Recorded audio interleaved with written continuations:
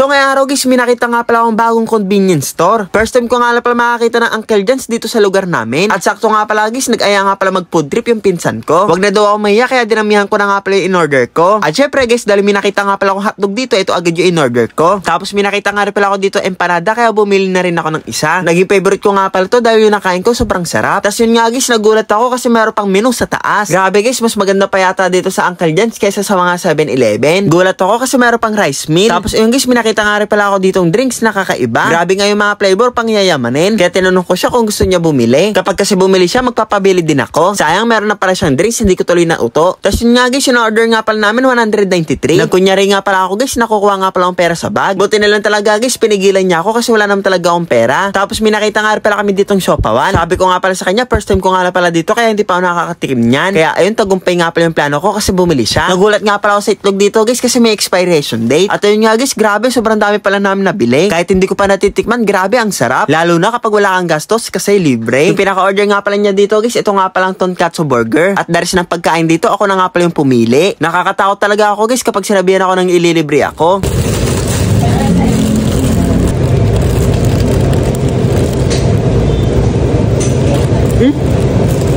Walang hotdog.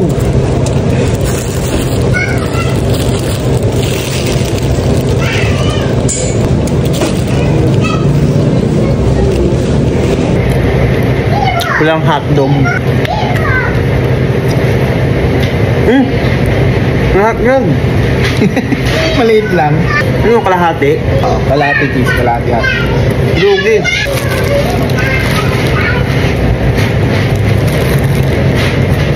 Thank you kay Pacquiao. Pinsan ko guys. Bagong sweldo, paldo. Titikman natin yung hotdog. Kung masarap ba o hindi. Sarap. Parang barbecue flavor, ganun. Sarap. Sarap. 10/10. Yung sauce nila. Ano yun? Tonkatsu? Ang laki. Tonkatsu burger guys, parang hari ng prito, ganun. Hotdog pa lang, busog na ako.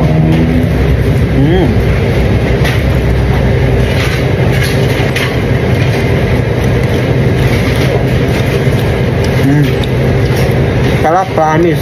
Korean cheese dog. Kung hotdog lang, 10/10. Kapag may cheese, 5/10. Uncle Jans empanada, tuna flavor.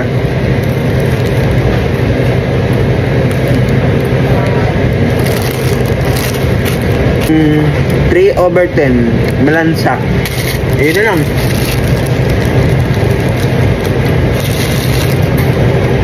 Di ba? Hindi ako maarte. Rate mo din. Mga 6 out of 10. Ano? Generous? Ito mo sarap. Yan, rate mo ngayon. Kanina ko pa ito kinakain, di po minubos. 8 out of 10. 8 out of 10. Tingnan ko. Wala. Wala siyang haray na lang talaga. Grabe, sopo oh. 39 lang yata to. 39 lang.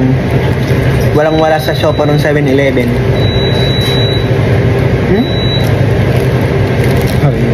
Hindi, ano? Kaya pala lumaki kasi puro tubig. Oo, timang. Basa na yung tinapay.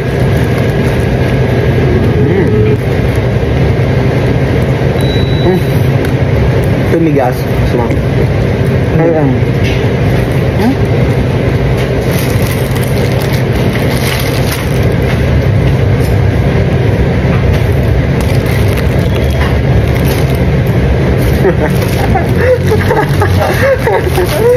Ganun, makasin na.